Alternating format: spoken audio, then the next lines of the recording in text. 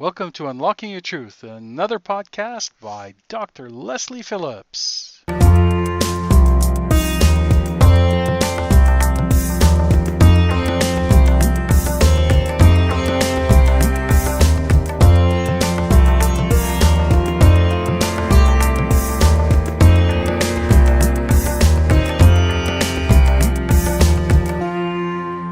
I don't think they are necessarily. While you're ignoring the intuitive side, you're actually ignoring a huge part of who you are. I learn something new from everyone I give a reading to. You're all mirrors reflecting back at me. So call me every Tuesday between 7 and 8 p.m. on 604 504 7441 extension 4142.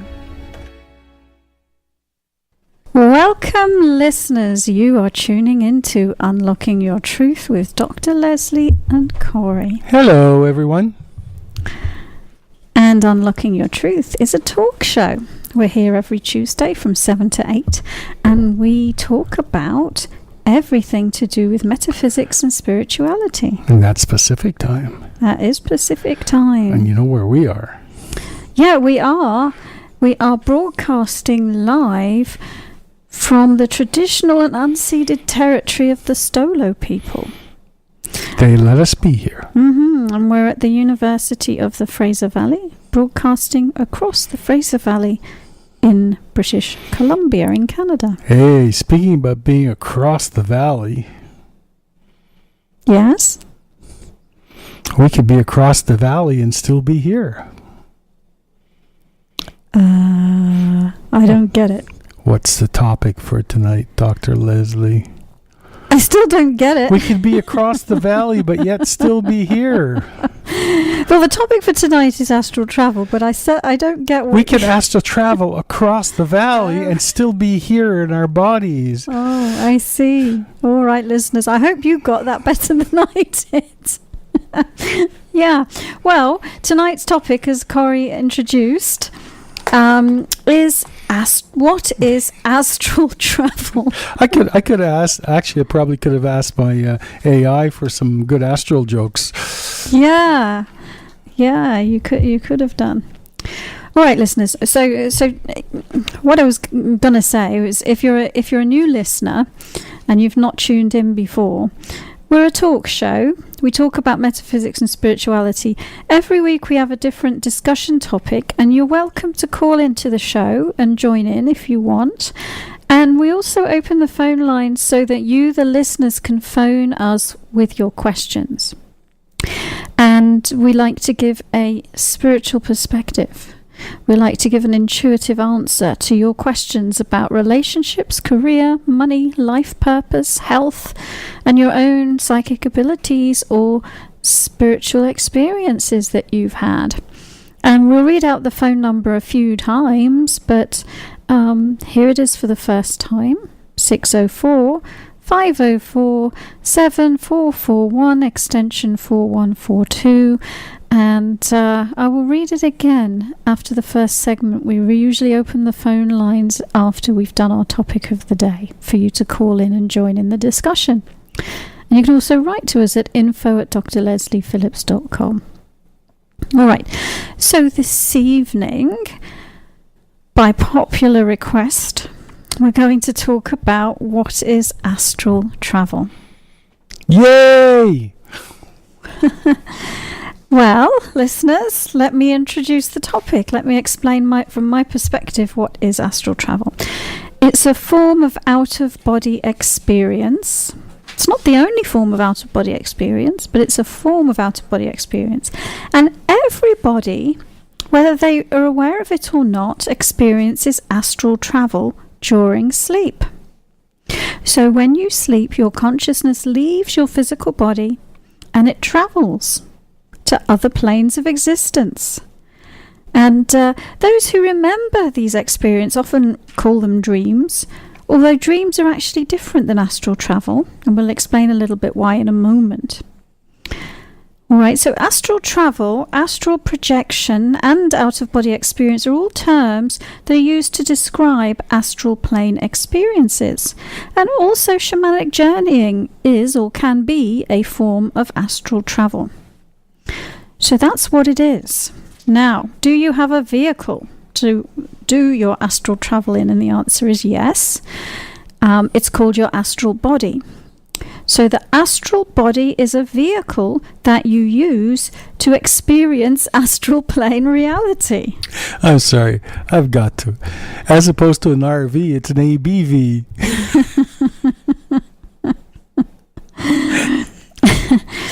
Well, yeah, and your astral body it's quite different to your physical body. It's less dense. It has a higher vibration. It offers more flexibility and greater creativity. The reason being that when you're in your astral body, you can be anywhere in an instant. So having a thought can instantaneously transport the astral body to any time, any place, anywhere that you conceive in your thoughts.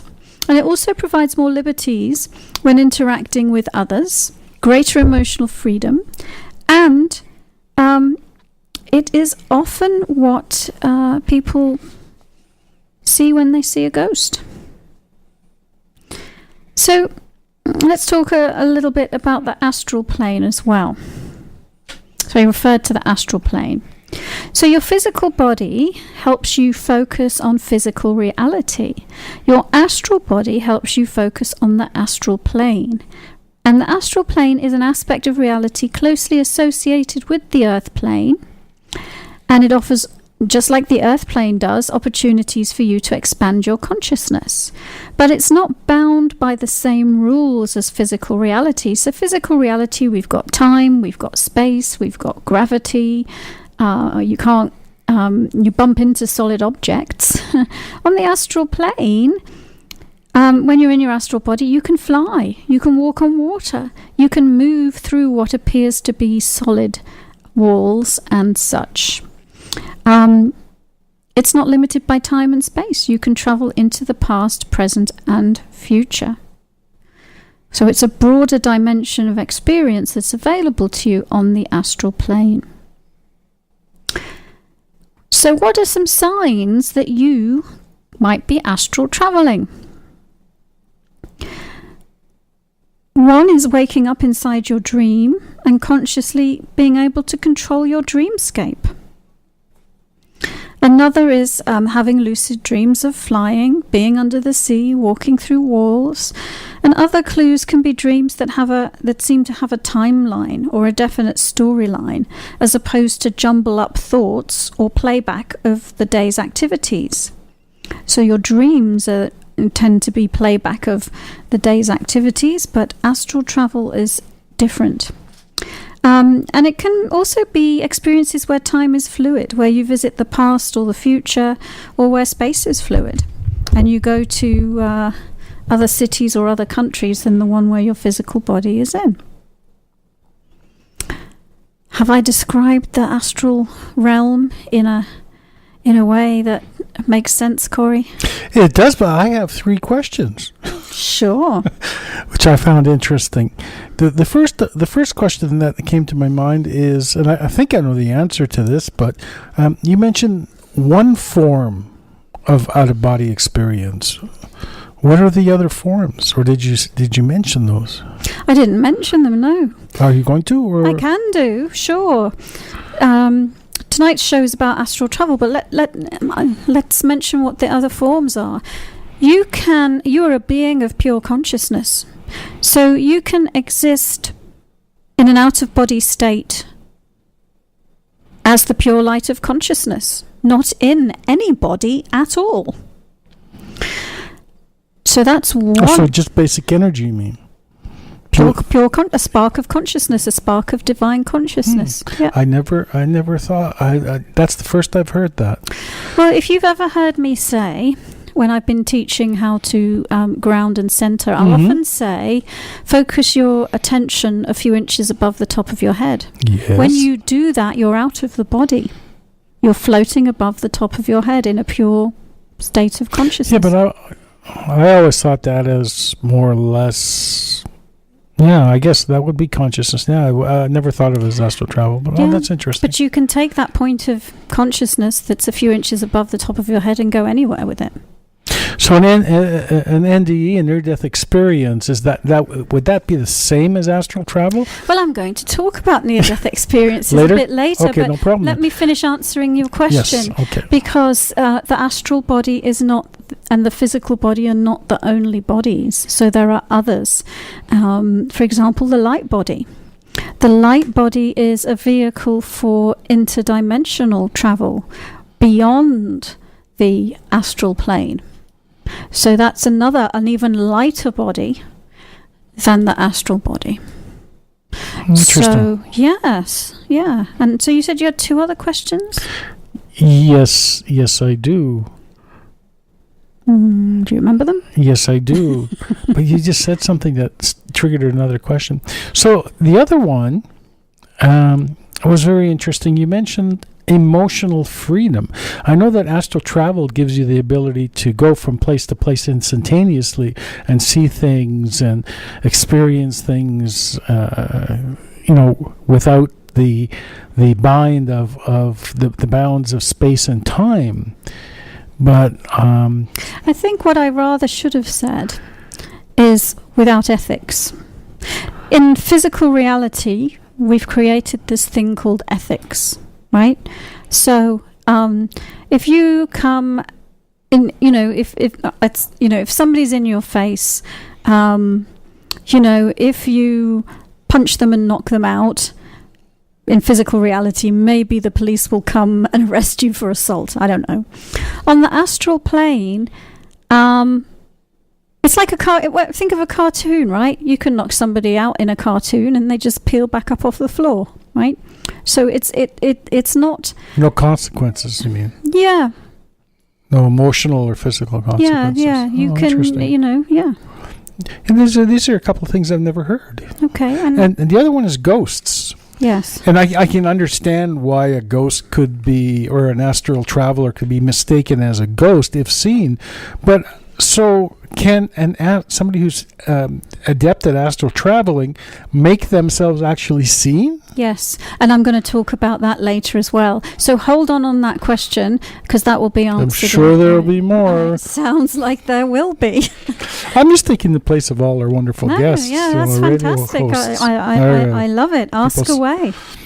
So, all right, that question actually brings me on to the next thing. Can I meet my soulmate on the astral? Yes, of course you can. So near-death experiences, let's talk about them.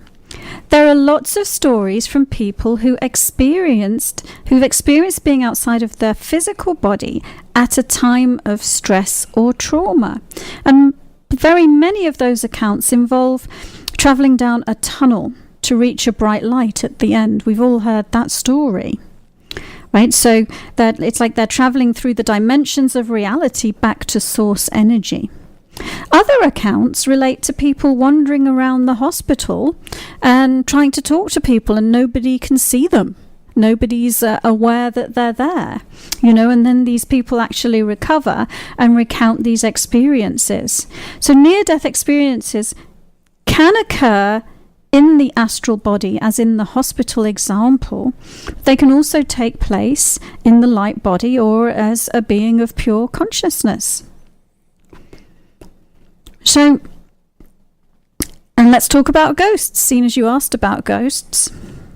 The astral body remains functional for a time after physical death. So, on physical death, your physical body ceases to function, but the astral body keeps going for a little while. So when you hear tales of the ghost of a deceased relative visiting a loved one a short time after death, it's the astral body that's being witnessed. And that's different perhaps than a haunting.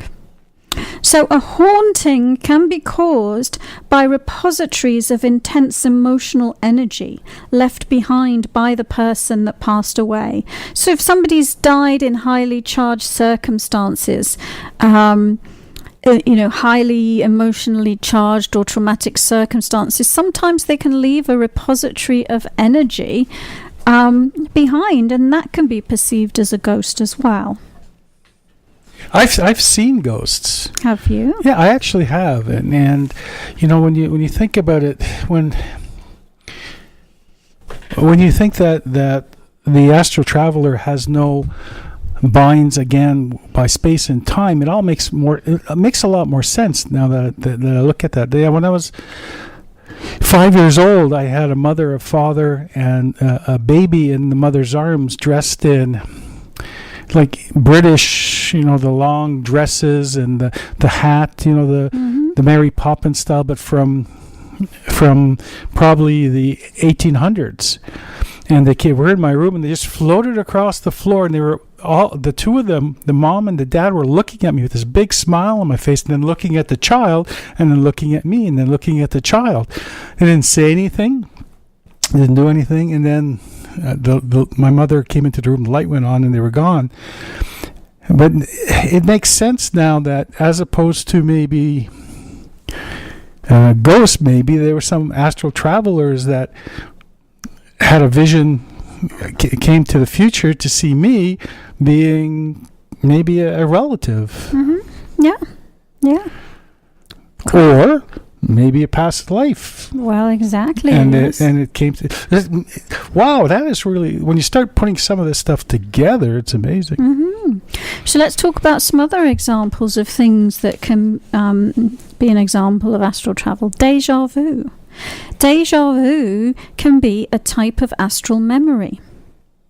So one way we use our astral plane experiences is to experiment with varying possibilities. There's no time, there's no space, so I'll do it that way, I'll do it that way, I'll do it that way. Then I'll decide which one I like the best, and I'll bring that into the body. And I might not even remember it, or I might. And when you remember it, when you get that feeling of, I think I've been here before, quite often it is because you have, and how and where you've been that before is in your astral experience. You rehearsed the physical experience in the astral experience, and that's why it feels so familiar to you. All right, so here's another example of astral travel, bilocation. Have you heard of bilocation, Corey? Yes, that's when you find a storefront that you want to put a business into. You buy the location, No.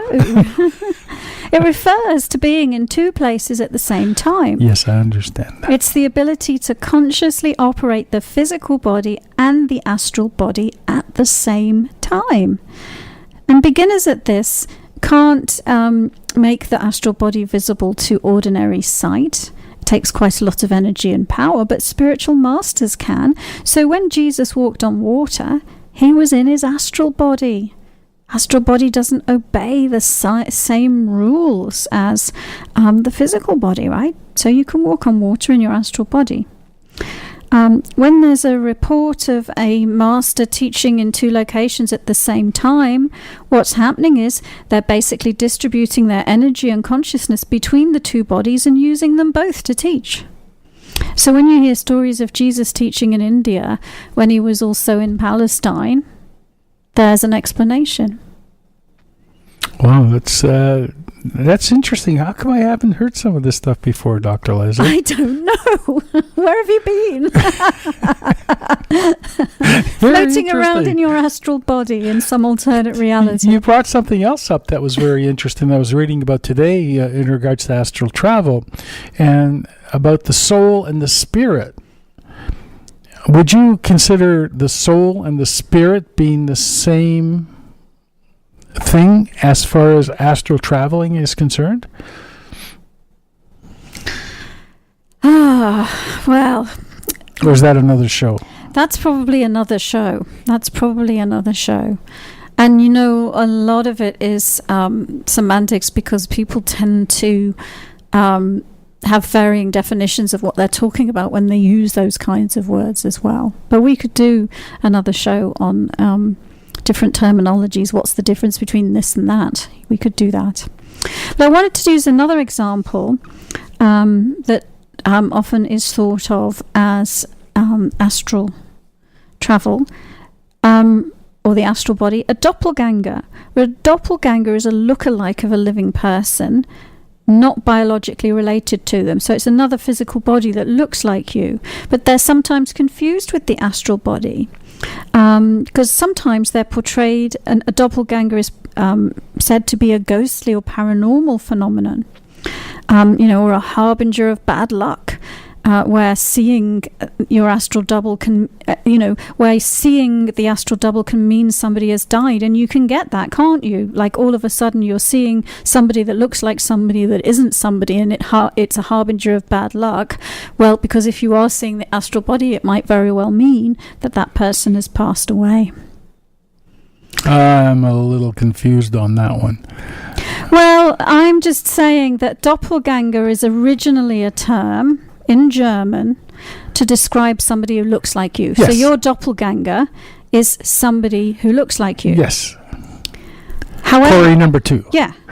Okay, and that's the definition of it. Yes. But I'm just bringing it up because sometimes people call it a doppelganger when they're seeing a ghostly or a paranormal phenomenon. So they would see my astral body And say it's a doppelganger. and it's a doppelganger. Yeah. Anyway, it's time to go. It's time to go to a break. That was fast. Yeah, there's a few more things we can talk about after the break. Yeah. Because this is a cool subject. Oh yeah. And so save up. And I got a great sense of humor today. Save up all your questions as well. So we'll be back, listeners. And call in. Yeah, do call in. I'll read the number and you can call while the ads are on. 604-504-7441 extension 4142. 604-504-7441 extension 4142. Call us with your stories that you've experienced. Or come visit us. In your astral body. That would be fantastic. We've got this lovely red sofa in front of us. You can come and sit there. Hello, listeners. Welcome back to Unlocking Your Truth with Dr. Leslie and Corey. Hello again. We're broadcasting live on 101.7 FM across the Fraser Valley. And we've been talking about astral travel this evening. It would be fantastic if you would call in, listeners, and share your stories of astral travel. The phone number is 604-504-7441 extension 4142. I wouldn't be surprised if no one called today, because when you look at the roads, I think everybody's on vacation. It's a bit like we're on the astral plane anyway with all the smoke and everything. Oh yeah, isn't that's it? true. Yeah. Spooky. So let's talk about some benefits of astral travel. Why might you want to do it? And also some challenges or maybe even dangers of it. So we've already talked about it already. You can travel into the future. You can travel into your own future.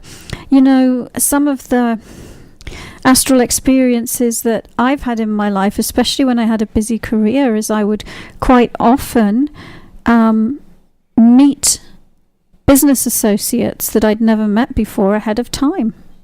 At night when I was astral traveling, I would go through the business meeting and meet the participants in the business meeting. Next day I'd be on a plane, land in California or somewhere, and lo and behold, it was the same people that had been in the dream. Never met them before. Had that experience with relationships with people playing out ahead of time in my astral experiences as well. And actually something we didn't talk about is premonitions. So very often people who have premonitions, they'll have the premonitions in the dream state. So that can be an astral travel experience, and it can be a mass consciousness astral travel rehearsal for a mass consciousness event. So, for example, a long time ago, way before 911, there was an airplane that crashed into a tower block in Holland. And I had an astral experience 2-3 nights before it happened, where I saw the silhouette of an airplane in this flaming building with 2 friends that I knew that lived in Holland standing in front of it. I must be in a different reality today, because I haven't heard of half the stuff you're talking about today. Oh, I right. Well, I was before I was focused on accessing this stuff consciously. I was really big into astral travel. No, I wasn't even talking about that. I was talking about the airplane crashing into the building. Yeah. I never heard about that. Yeah. I'm from Holland. I didn't hear about it. Was in Holland. Oh, you find it if you Google. It's a true thing. What's Google? Yeah, so, journeying into the future, trying out your own future, traveling to the past. I, also had plenty of experiences of visiting my past lives when I've been astral traveling, or past events in your own life that you might replay in a different way in order to work through something that came up for you. But why else might you want to astral travel? You could visit friends and relatives that live the other side of the world. You could communicate with your spirit guides. You could be an astral tourist. You've always wanted to go to Machu Picchu. Off you go. You've always wanted to dive a mile beneath the ocean. Off you go. You've always wanted to visit the moon. Go ahead. Nobody can match my Pichu. So, yeah, but I often also meet, I've actually been working on putting together a course on astral travel for a long time. I was thinking about that today. A course would be, I think, a nice workshop at least would be fun. Maybe 2 or 3 part workshop where people go home and practice and. Yeah. I've kind of got the material together, and I've just not quite got there. But what I wanted to say is what I find sometimes with people, because a lot of people have a fascination with this and they want to do it. So I'd say, ask yourself, why do you want to do it? Because sometimes people want to do it because they want to escape from the physical reality, because they're not enjoying their life very much. So they want to escape to somewhere else. So ask yourself why. That's a good question to ask before you embark on astral, focusing on it. Why might you want to astral travel, Corey?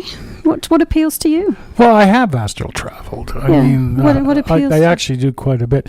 Well, I used to travel back to jolly old England. Jolly old England, merry old England, in the days of the knights and dragons and stuff like that, in a different reality where there were dragons. And I used to really enjoy going back to those chivalrous days. It was a lot of fun, and it was more than dreams, because when you wake up you can tell whether if it's a dream or if you've been there, Right. Like come back with a garland in your hair or something like that. But no, it was I love that, and I also love space. I love going to different planets as well in my astral body, and it was a lot of fun. Where else have I been that I can? As well as I do, one of the things I do in my astral body all night is do repairs in the house. Yeah, you do. My gosh, the other night I did something 7 times. I fixed something, the same thing 7 times, over and over and over and over again. And I woke up, I was exhausted, and I know I'd been there because I could feel, my body could feel in essence that it was there, like. Mm-hmm. It brought back muscle memory with it. Yeah, so you practice stuff. Just like I was saying. Yeah. I do a lot of practicing. So let's talk about some of the challenges. I was just thinking about the skating. I practiced that too, and it didn't go over all that well. Let's talk about some of the challenges of astral travel. What can happen? Because the astral plane is highly varied, just like planet Earth is highly varied. You've got lovely people that you'd like to hang out with, and not so lovely people that you'd run a mile if you saw them first. And so it's possible on the astral plane to encounter negative entities, to encounter entities that are trying to fool you, to encounter projections of your own consciousness that seem scary, and so all sorts of things can happen. And so part of it is about being confident and courageous and experienced about what's going on and being conscious. There was a Robin Williams movie on. I can't remember if it was Patch or something else, where his wife went to another reality, and he had to go through all this reality to get her. It was really, I can't remember the name of the movie. Yeah, do you recall that? I don't think you've ever seen that one then. No. We'll have to find that one. Yep. Excuse me, I'm going to cough. Excuse me. So, other challenges. Well, if you're wanting to astral travel and you're not having any luck, it could be that you're going into effort, right? Because this is a spiritual practice. So oftentimes people will try really I remember when I was a kid, my dad told me all sorts of stories of how he had travelled outside of his body when he was a kid, and he used to be able to do it at will, and I really wanted to. And I would lie on my bed just going, ooh, trying to get out of my body, and it didn't work, and I couldn't understand it, but it was because I was using effort. I was approaching it like a physical being. And your father told me a story last time we were there, I think, about him, or on the phone one day, about being in having an operation, and he was in the corner of the operating room the whole time, watching. Yeah, exactly. And he heard everything that they said. And then at which point your mother went and walked out of the room.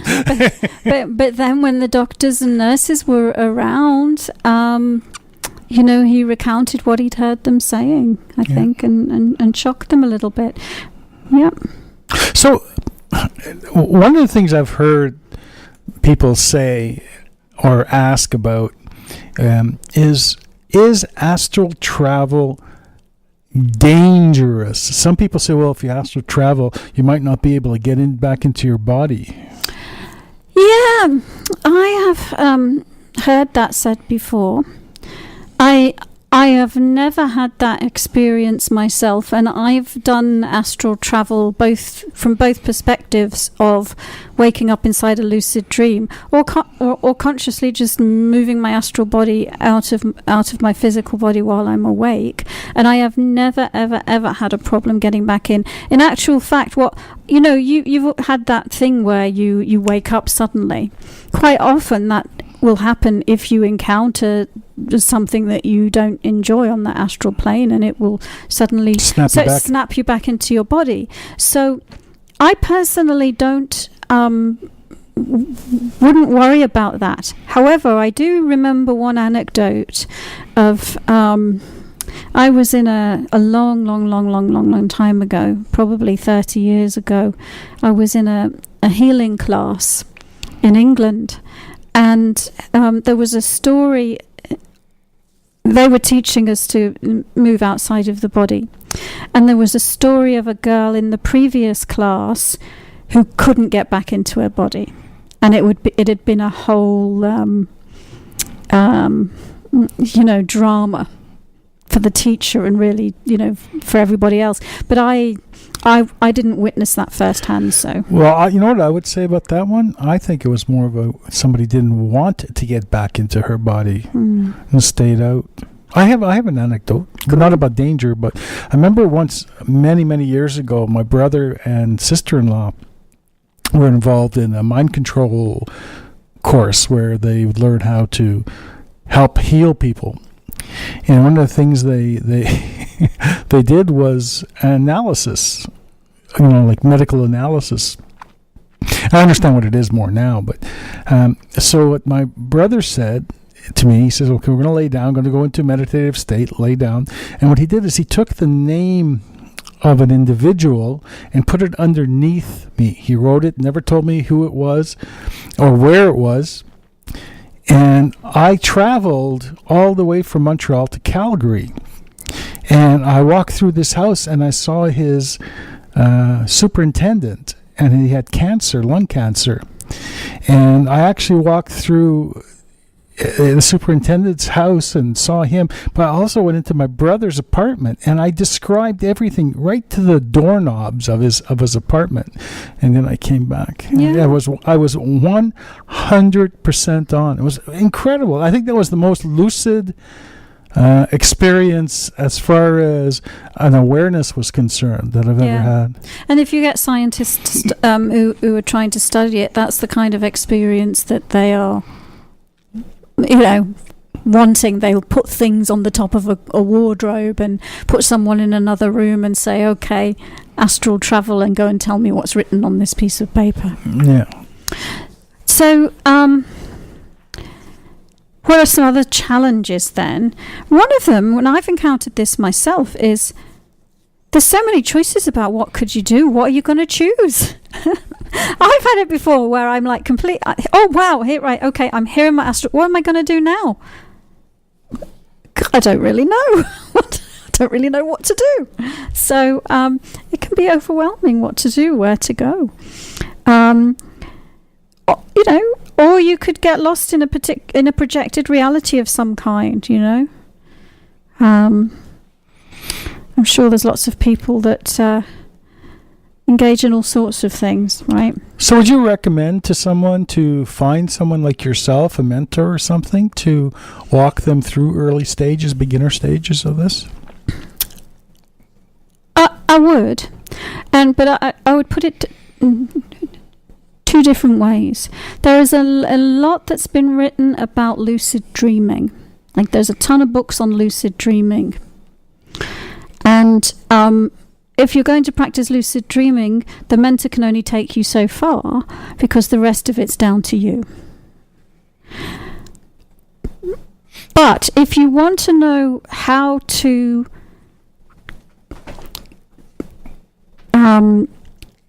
I would, but if you want to know how to consciously be in control of your astral body, not while you're sleeping, but just because you decide to take your astral body out and go for a walk in it, but your other body is still functioning, then you absolutely need a spiritual teacher to help you to do that.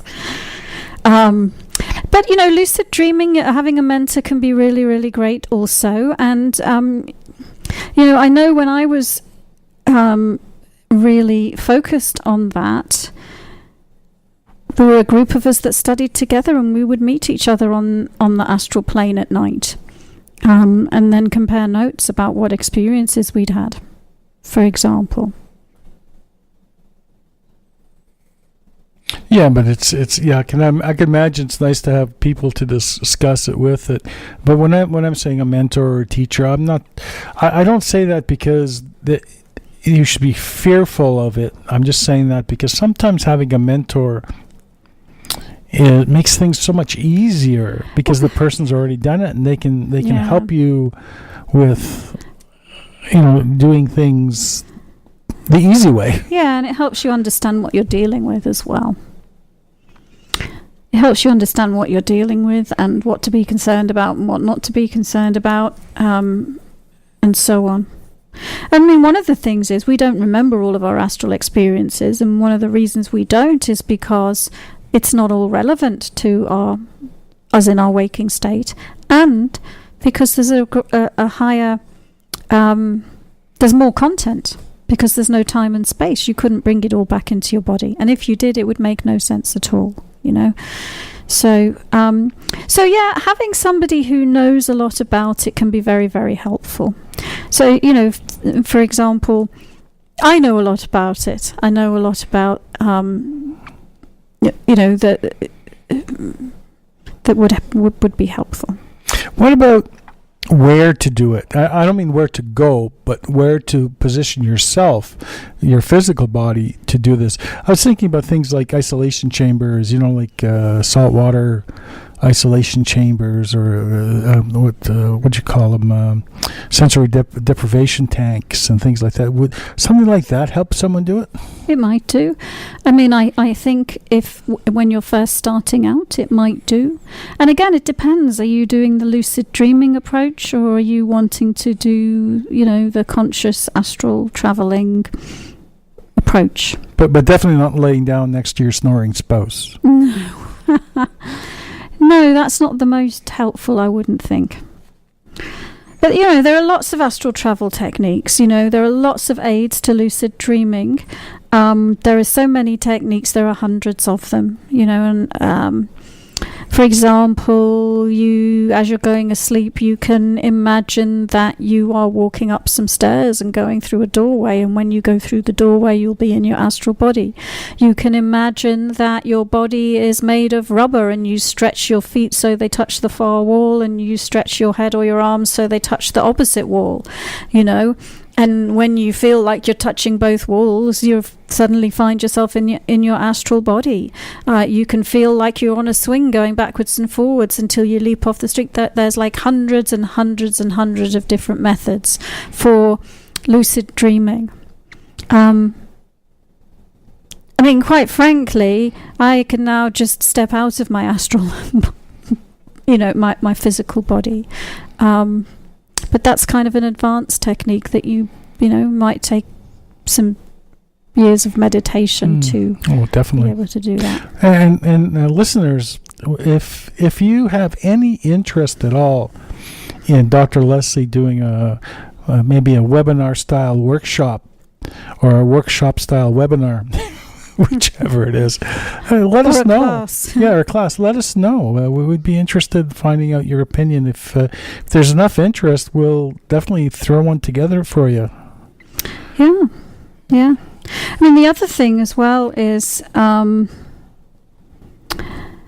more advanced techniques are kind of like I was saying, you can learn to be conscious in both bodies at the same time. You can learn to switch your consciousness from one to the other.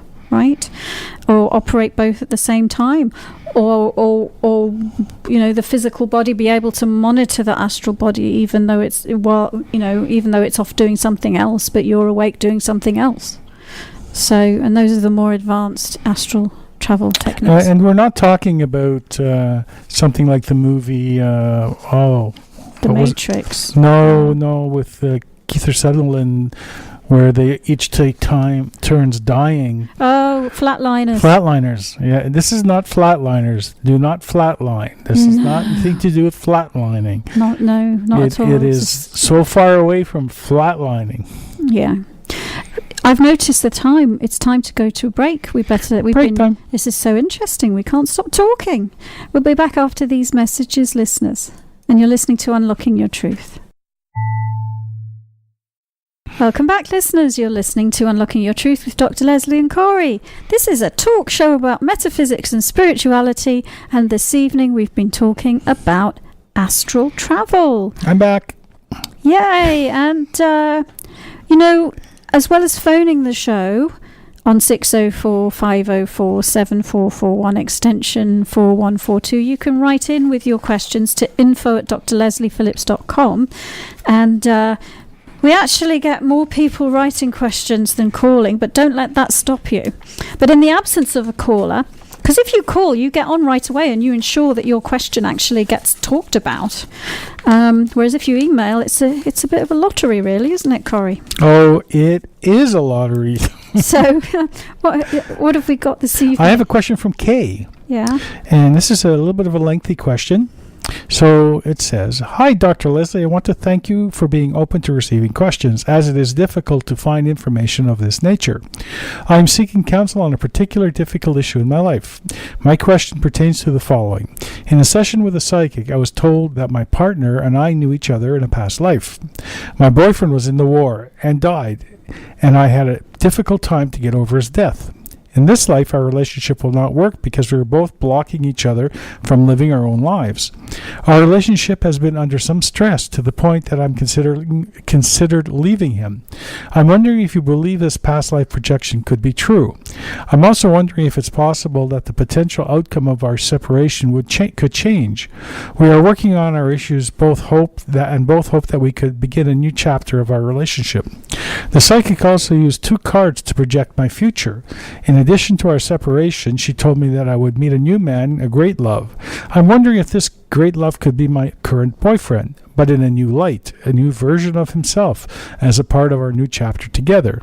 By all accounts, the psychic I visited was very accurate in most of her readings. I'm finding it somewhat difficult to move forward with this information. Perhaps you have some insight on this. I very much appreciate it."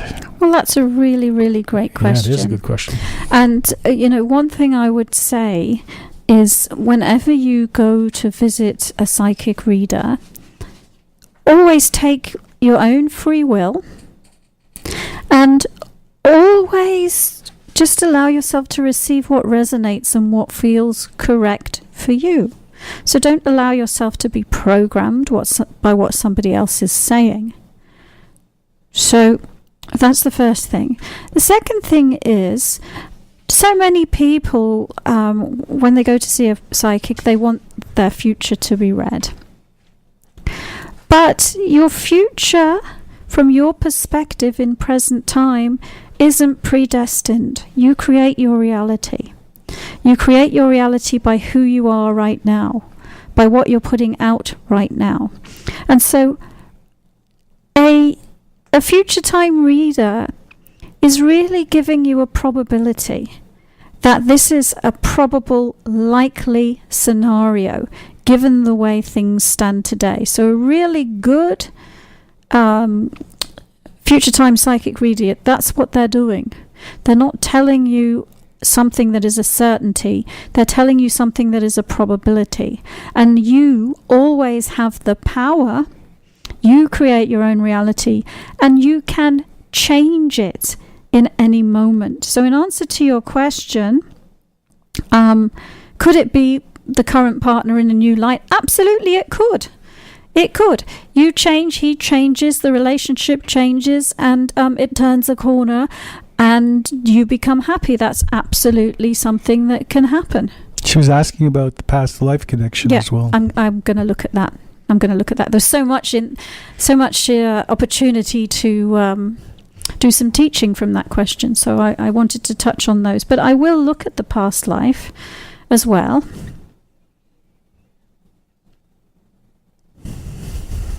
And see what comes up. And really you want this very specific past life that you've already been told about, so I'll look at it.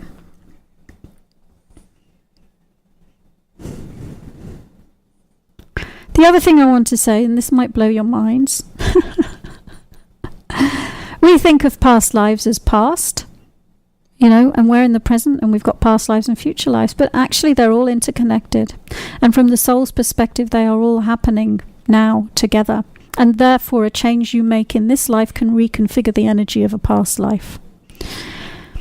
So just because a psychic told you something and they might have been accurate at the time they were saying it, it doesn't mean that it's going to be exactly the same when I look at it. But I will look at it.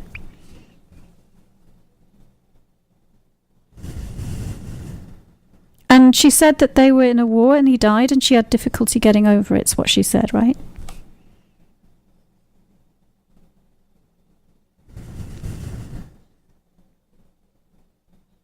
Well, and I'm seeing that that's one scenario. We were talking about the astral plane a little bit and how that allows us to work through many different scenarios and choices and ways of living things. And so there are all probable ways of you living out different scenarios in all of your lifetimes. And so I'm seeing that the scenario that she was reading that was relevant at the time was what she said, that it was a big block. It was a big block, and it was like, and the difficulty moving on was because you had such expectations about what your life was going to be like, and then it didn't play out that way, and it's like, my life is over. Because I was expecting this to happen. I was expecting to have this marriage and, and children and a family and live to old age together. And it didn't happen. Therefore, my life is over. So I'm seeing, yes, you didn't recover from that and kind of gave up. And I'm seeing that how that resonates with the current life is the expectations. The expectations of what it should be like, what the relationship should be like, what he should be like. That you have expectations of him that in your mind he has trouble living up to, and in his mind he has trouble living up to. And in his mind he has trouble living up to it because he feels guilty. So it looks like he's got some guilt about that doesn't make any logical sense about leaving you. to cope all alone, and not meeting your expectations. So you've been playing out between the two of you this game of not meeting each other's expectations, and that's why it's not working. So if you can let go of your expectations of each other, you can turn the relationship around. If you can move into acceptance of each other as you are right here, right now, you can turn the relationship around. I'm talking really fast because, listeners, we've reached the end of the show and I have to stop talking. But I hope that that's helped you, Kay. You've been listening to Unlocking Your Truth with Dr. Leslie and Corey on 101.7 FM, broadcasting from CIVL across the Fraser Valley. We're here every Tuesday night at 7 o'clock Pacific time. And I guess we'll probably see everybody next. Oh, we have an interview next week, don't we? With Laura Cheadle. And folks, don't miss it. It is a really, really good relationship. Not a relationship. What do you call it? Getting out of your own way. Non-judgment. It's all about judgment and non-judgment and getting to love yourself again. That's right. Learning how not to judge with the fabulous art of... Go ahead. I forgot what it's called. Burlesque. On that note, we'll sign off for tonight. See you next week. Thank you for joining us. You've been listening to another Unlocking Your Truth podcast by Dr. Leslie Phillips. For more information, go to our website at drlesleyphillips.com. That's drlesleyphillips.com, where you can ask questions or send her an email, and there's many free gifts on there for you as well. You can also find the questions that were asked during this show at the website on our free card reading podcast page, where you'll find a full list of them. Come back again.